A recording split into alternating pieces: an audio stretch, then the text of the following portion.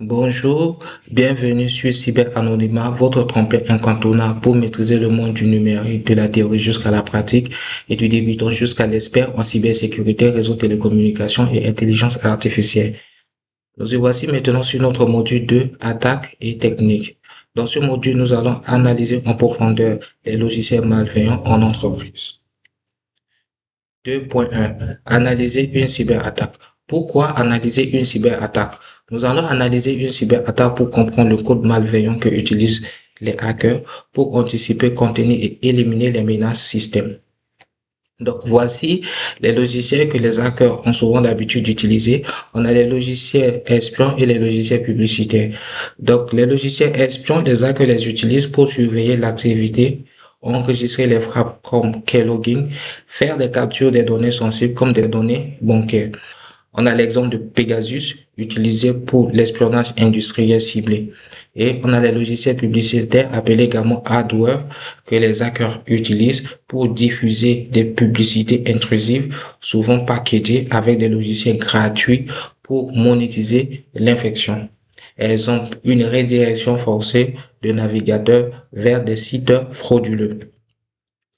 Donc, les hackers peuvent également créer des accès persistants sur votre système et y accéder en permanence. Donc, pour cela, nous allons voir les backdoors et les rootkits.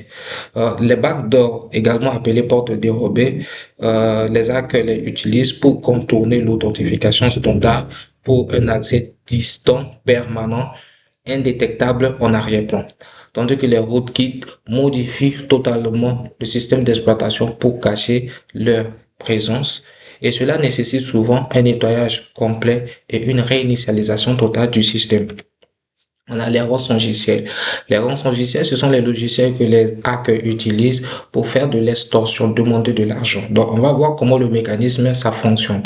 Donc, cela, les hackers vont utiliser les rançongiciels pour chiffrer les données critiques et exiger un paiement via le Bitcoin. Pourquoi exiger un paiement via Bitcoin? Parce que la crypto-monnaie ou le réseau Bitcoin, c'est un réseau décentralisé et qu'il n'y a pas vraiment de contrôle là-dessus. Donc, c'est facile pour les hackers d'exiger un paiement via le réseau Bitcoin. Ok, en termes d'impact, nous allons analyser l'impact en 2024 de l'attaque sur Change Healthcare qui a coûté des millions d'euros en rançon et en arrêt de soins. On va parler de alarmiciel et voir comment les hackers utilisent ce logiciel pour inciter les gens à cliquer sur un bouton afin de pouvoir télécharger ou d'installer un logiciel que eux-mêmes n'ont pas la connaissance sur leur ordinateur. Donc voici la tactique que les hackers utilisent. Alarmiciel. Utiliser des fausses alertes système pour inciter l'utilisateur à télécharger un correctif qui est en réalité le malware. En entreprise, cela se manifeste souvent par des pop-ups affirmant que votre ordinateur est infecté par 143 virus. Donc faites très attention si vous êtes sur votre ordinateur en train de travailler et que vous voyez des informations vous disant de télécharger tel ou tel logiciel afin de corriger votre programme, votre système. Faites très attention à cela. Si vous avez des doutes, la meilleure chose à faire, c'est de ne pas faire. Ok, très bien. On va voir les virus. Les virus, comment eux font? Ils vont créer une infection et une mutation. Voilà comment les virus procèdent. Les virus attaquent le plus souvent les fichiers .exe et les fichiers .doc. Donc, lorsque les virus attaquent les fichiers .exe et les fichiers .doc, ils changent de signature pour tromper l'antivirus. Et la propagation classique de ces virus se passe le plus souvent via les clés USB ou un partage réseau.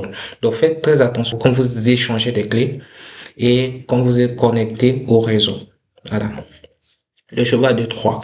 Le cheval de Troie qui crée une dissimulation totale et permet de se masquer derrière un programme légitime. Exemple, une mise à jour, flash ou un jeu gratuit.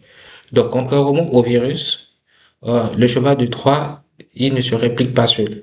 Il attend que l'utilisateur lui donne les droits d'exécution, souvent utilisés pour exfiltrer les fichiers audio, les images ou des identifiants bancaires. Voilà, les vers. L'infection autonome. Donc, contrairement au virus, les vers n'ont pas besoin de programme hôte ni d'action humaine pour se propager. Voilà. L'exploitation de failles système, propagation fulgurante sur le réseau. Il consomme la bande passante et peut paralyser une infrastructure entière en quelques minutes. Donc, nous allons voir la vitesse de propagation des vers. OK. Voici une étude de cas pour la vitesse de propagation des vers en 2021. Il y a infection à 19 heures. Et à 19 heures, il y a déjà 359 000 machines infectées. Et voici la vitesse de propagation de ces vers. Il y a 2000 infections par minute. Donc, on peut dire que un vers à lui seul peut paralyser le système informatique d'une ville ou bien d'un pays en 2 jours. Symptômes d'infection en entreprise. Comment savoir si votre ordinateur est utilisé ou bien votre ordinateur est piraté? La première des choses à savoir si votre ordinateur est piraté ou utilisé est de voir si il y a des blocages ou des pannes fréquentes sur votre système d'exploitation, s'il y a une diminution de la vitesse d'Internet, s'il y a des fichiers qui se modifient et qui se suppriment seuls, ou bien s'il y a des envois de mails sans votre consentement. À ce point, qu'est-ce qu'il faut faire? Il faut vérifier dans votre gestionnaire de tâches, est-ce qu'il y a des processus inconnus? Ok, nous y voici maintenant sur notre lab pratique, investigation d'un poste compromis. Scénario du lab. Le cas client X conteste. Un employé du service comptabilité signale que son ordinateur agit bizarrement depuis qu'il a ouvert une facturation PDF reçue par mail. Étape numéro 1. Isoler le poste de réseau immédiatement. Étape numéro 2. Analyser les processus via le gestionnaire de tâches. Étape numéro 3.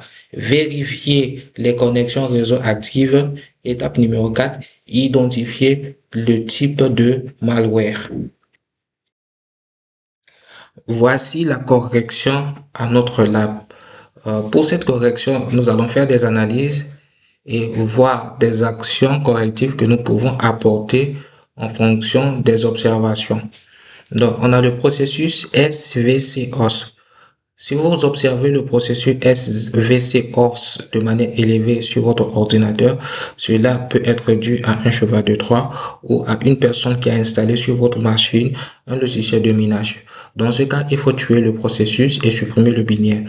Si vous observez qu'il y a le fichier .log sur votre ordinateur, cela peut être dû à un ransomware actif. Donc ici, qu'est-ce qu'il faut faire? Il faut éteindre votre ordinateur, restaurer, sauvegarder le système. Donc, si vous également vous constatez que il y a une connexion sortante vers une adresse IP inconnue, cela peut être dû à une backdoor. Donc, qu'est-ce qu'il faut faire? Il faudrait bloquer l'adresse IP et vérifier au niveau de votre paramètre de firewall. Voilà, c'est sur ça que notre module tire à sa fin. Nous vous remercions. Si vous avez des questions, n'hésitez pas à nous les faire parvenir sur notre adresse mail et passez une très bonne journée. Merci.